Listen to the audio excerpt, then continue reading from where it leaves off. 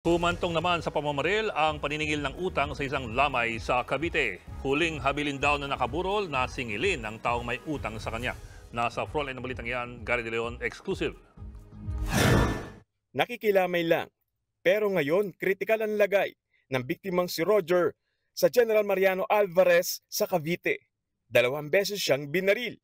Sa gabi ng burol noong Sabado, nakiramay ang suspect na si Anthony Mata. Nangutang siya noon ng 500 pesos sa taong nakaburol. Nagkataon namang bago namatay ang nagpautang, inihabilin niya kay Roger na singilin si Anthony. Tinupad naman niya ni Roger. Tila ng lit daw at nakaramdam ng sobrang kahihiyan si Anthony nang singilin siya sa lamayan. Nagkataong parehong lasing ang dalawa, kaya lalong nagkainitan na nauwi sa pamamaril. Nagkaroon po ng sagutan. Saglit lang daw po nagkasagutan, biglang may pumutok. Yon, pagputok, sunod yun, 2 putok, bumagsak na isang tao. Agad tumakas si Anthony matapos barilin si Roger. Tinutugis na siya at posibleng maharap sa kasong frustrated murder. Nagpapagaling naman sa ospital ang biktima. Nakadapa at duguan naman ang construction worker na yan sa loob ng ginagawa niyang bahay sa Panabo City, Davao del Norte. 2 ang tama niya ng bala sa ulo matapos itumba ng salaring riding in tandem. Di kalayon sa kanyang bangkay, natagpuan din ang wala ng buhay na katawan ng kapwa niya karpintero.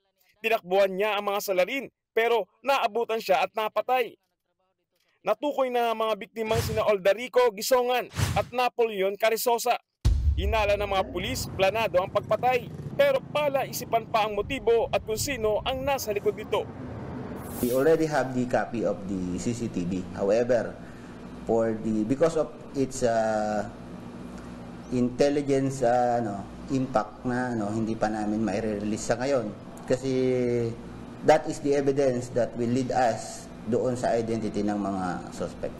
Maging ang manaulilang anak ng isa sa mga biktima, walang maisip na motibo dahil wala namang daw kaaway ang kanyang ama. Nagbabalita mula sa Frontline, Gary De Leon, News 5. Mga kapatid, Ed Lingaw po, maging maalam at may pakialam sa mga napapanahong balita sa ating bansa. Para sa mas malalimang pagtalakay at paghimay sa mga issue at headlines, tumutok lamang at pag-subscribe sa social media pages ng News 5.